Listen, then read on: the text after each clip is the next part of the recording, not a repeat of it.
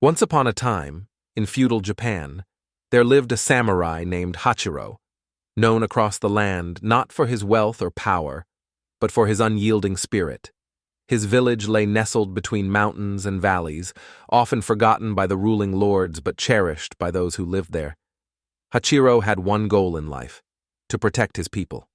His father, a samurai before him, died defending the village from raiders. Now, that burden fell on Hachiro's shoulders. Every day, he trained under the morning sun, perfecting his swordsmanship, his endurance, and his discipline. But more than the sword, Hachiro believed that a true warrior was one who carried a strong heart. Years of peace lulled the villagers into comfort, but Hachiro never stopped preparing. He knew the peace would not last, and one fateful autumn his fears came true. A rival warlord from the north, ruthless and greedy, sent his forces to conquer the valley. The villagers panicked. They looked to Hachiro, the last samurai of their village, to stand between them and destruction. But the enemy's army was vast, a sea of soldiers stretching far into the horizon. Hachiro was one man.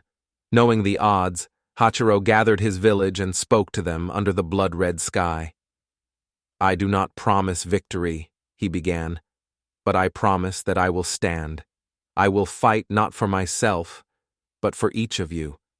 And if I fall, let it be known that I fought with every breath." That night, Hachiro knelt before his father's shrine, feeling the weight of generations on his shoulders. He could hear the distant march of the enemy army growing closer. His fear was real, but his resolve was stronger. At dawn, he stood alone at the edge of the village, his armor gleaming, his katana by his side. The enemy general, a man known as the Iron Dragon, rode ahead of his army and laughed when he saw Hachiro standing alone. "One man? You send one man to stop us?" the Iron Dragon sneered. Hachiro drew his sword, pointing it toward the general. "I am enough."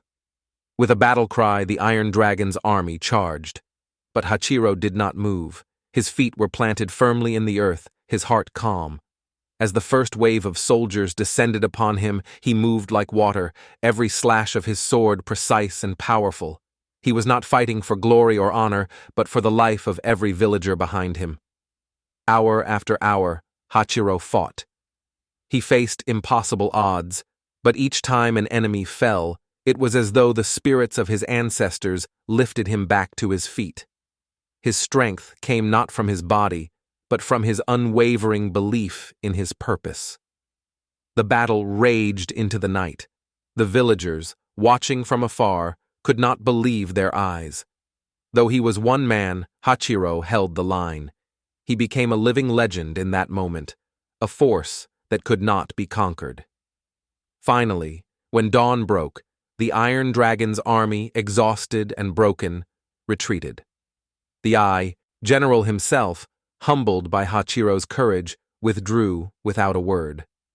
Hachiro stood alone amidst a field of fallen soldiers, his body battered and bruised, but his spirit unbroken. As the sun rose, the villagers rushed to him. They had been saved, not by an army, but by one man's will. Hachiro, bleeding and weary, smiled at them. "I told you," he whispered, "I would stand." From that day forward, Hachiro's name was spoken not just in his village but across the land. He became a symbol of what it meant to be a samurai, not because he was the strongest or the most skilled, but because he fought for something greater than himself. His story became a tale of perseverance, of courage, and of the unbreakable spirit that lives within each of us.